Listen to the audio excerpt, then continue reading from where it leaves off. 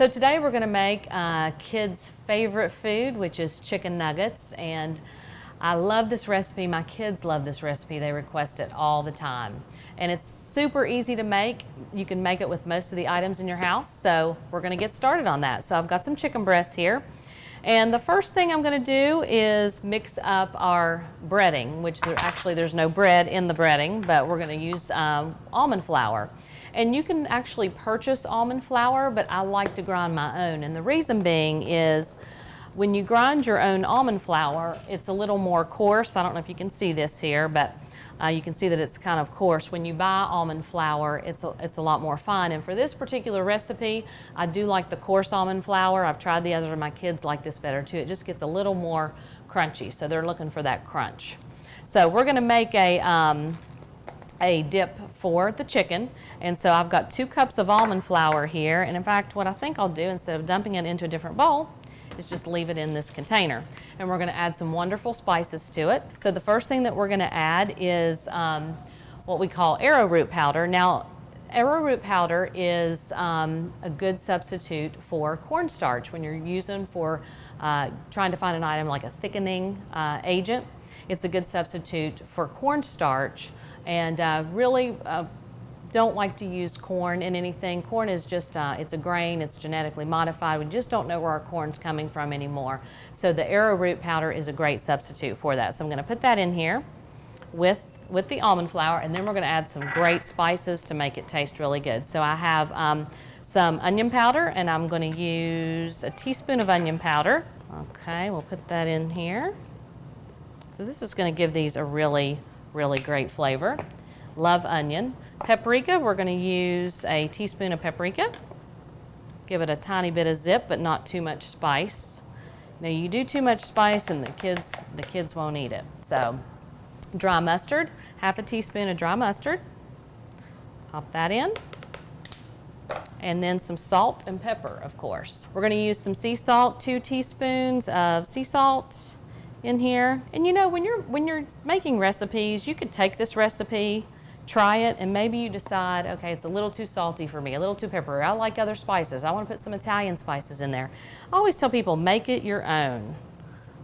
Do it to your liking. Take this recipe and make it to what your family likes. And then we're going to use some pepper as well in there. About just about 1/8 of a teaspoon. So I'll just grind a little bit in here. Don't want to get that too spicy. And just mix it up. And then that's what we're gonna dredge our chicken in to make our nuggets. So this recipe actually comes from, this is not my recipe. It's from a book called Eat Like a Dinosaur, and it's by the Paleo parents. And they're raising 3 kids in the Paleo Lifestyle. So these have all been kid tested. When I got their book, it's just such a great book, great graphics. It has little dinosaurs by the steps in the recipes that the kids can help with, which I think is really cool. So I like to get my kids involved, and they like to dip the chicken in there and get their hands all messy. So, okay, so that's all mixed up. And I've got, this recipe calls for 3 boneless, skinless chicken breasts. Already took those out, kind of rinsed them off. And this is the point where you can cut them the way you want. I like to cut them into a nugget shape. You could make it into a tender, a little bit longer, or you could just do a whole piece of chicken, however you want to do it. But, you know, for kids' sake, they want a nugget, so that's what we're going to use. So we'll just kind of cut these into strips and then make them into nugget shape.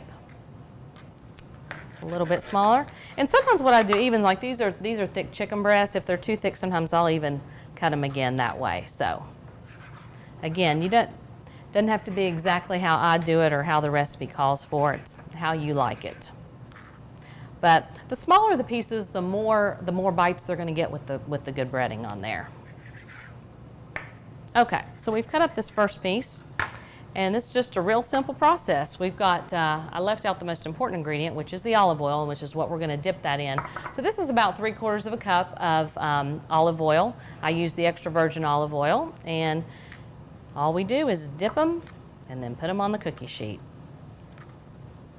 So I put them in there, take them in here, dredge them through on all sides. and then line them up on the cookie sheet. So I get them all the way, roll them all the way around. You can put them pretty close together because it's not like a baked good or anything. It's not going to expand. And that's all you do. Now, say you have a nut allergy in your household. What am I going to do if I have a nut allergy? Well, a great thing to do is you can take any nut or seed and make flour out of it. So you could take sunflower seeds, just some raw sunflower seeds, put those in the food processor, grind them up just like I did the almonds, and that would give you a nut-free option on these as well. You could also use pecans, walnuts, whatever you like. Maybe almonds aren't your favorite. Maybe you like pecans. So basically all you do is just take your nuts, put them in the food processor, grind it up until it becomes the consistency the way you like it, and there you have it. Okay, so I'm going to finish these up, and then what we'll do is we're going to stick these into the oven. The oven's been preheated to 400 degrees, and they bake for about 20 to 25 minutes, and we'll get to see the finished product here in just a little bit and taste them as well. Okay, put these in the oven. All right. And we're going to do a bake time, 20 minutes. Yeah, half to a quarter way through, 3/4 of the way through, go ahead and turn them over, and that way they can brown evenly.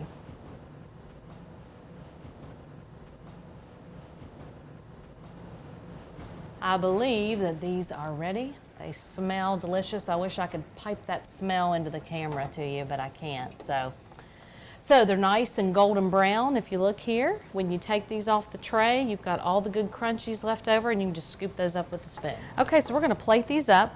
So you got your protein in here. You got your protein wrapped in your fats from the almonds and the olive oil. So all you need to do to make a complete meal is have a vegetable on the side that your kids like. My son prefers carrots, so they probably have carrots on the side at my house. And then you've got a complete meal, and I hope you guys enjoy these.